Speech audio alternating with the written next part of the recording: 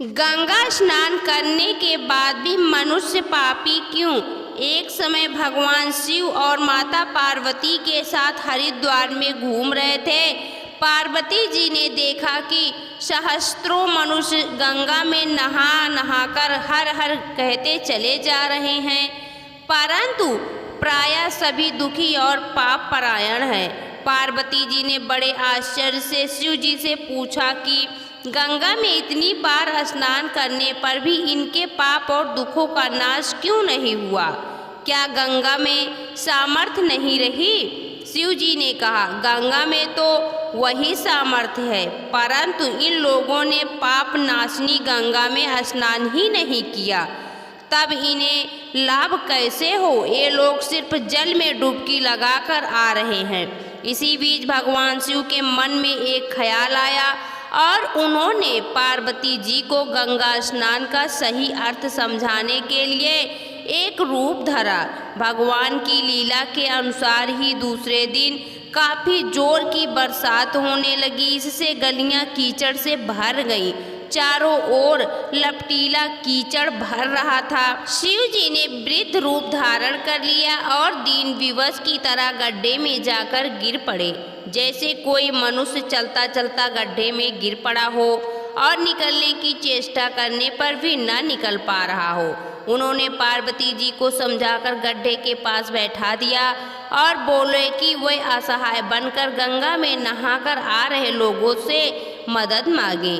जब कोई गड्ढे में से उन्हें निकालने को तैयार हो तब कह दें कि उनके पति सर्वथा निष्पाप हैं, इन्हें वही छुए जो स्वयं निष्पाप हो। यदि वे निष्पाप हैं तो ही हाथ लगाएं, नहीं तो हाथ लगाते ही मदद करने वाला तुरंत भस्म हो जाएगा। पार्वती जी गड्ढे के किनारे बैठ गईं और गंगा नहाकर आने जाने वालों से रो रो कर मदद मांगने लगीं। लोगों ने ना तो महिला की बातों पर कोई ध्यान दिया और ना ही दलदल में फंसे वृद्ध को बाहर निकाला।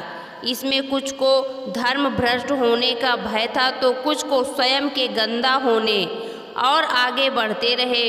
कुछ लोगों ने तो पार्वती जी को यह भी सुना दिया कि वह बूढ़े को मरने दें और अपना नया जीवन शुरू करें। वहीं कुछ दयालु सच्चरित पुरुष थे, उन्होंने करुणावश हो महिला के पति को निकालना चाहा, लेकिन वचन सुनकर वह भी रुक गए। उन्होंने सोचा कि गंगा में नहाकर आए हैं तो क्या हुआ, पापी तो हैं ही, कहीं होम करते हाथ न जल जाए। बूढ़े को निकालने का किसी का साहस नहीं हुआ। सैकड़ों आए, सभी ने पूछा और चले गए। शाम हो चली लेकिन वृद्ध अभी भी गड्ढे में ही था। शिव जी ने कहा, पार्वती देखा आया कोई गंगा में नहाने वाला। थोड़ी देर बाद ही एक जवान हाथ में लोटा लिए हर हर करता हुआ निकला। पार्वती जी ने उससे भी मदद मांगी। युवक ने तुरंत ही वृद्ध को निकालने की तैयारी की। पार्वती ने रोकर कहा कि भाई, यदि तुम सर्वथा निष्पाप नहीं होगे तो मेरे पति को छूते ही जल जाओगे। उसने उसी समय बिना किसी संकोच के दृढ़ निश्चय के साथ पार्वती जी से कहा कि माता, मेरे निष्पाप होने में तुझे संदेह क्यों होता है? देखती नहीं मैं अभी गंगा नहाकर आया हूँ। भला गंगा में गोता लगाने के बाद भी कभी पाप रहते हैं? मैं अभी तेरे पति को निकालता हूँ। युवक ने लपक कर बूढ़े को ऊपर उठा लिया। शिव पार्वती ने प्रसन्न होकर युवक को अपना असली रूप दिखाकर कृतार्थ किया।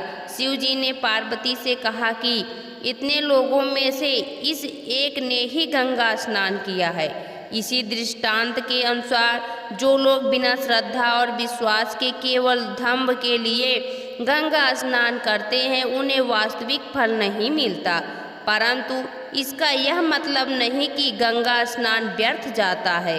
विश्वास के साथ किए गए गंगा स्नान का फल मिलता है। तो दोस्तों, आपको यह पौराणिक कथा कैसी लगी कमेंट बॉक्स में ज़रूर बताएं। वीडियो को लाइक करें, शेयर करें और हमारे चैनल को सब्सक्राइब करना ना भूलें। वीडियो देखने के लिए आपका बहुत बहुत धन्यवाद।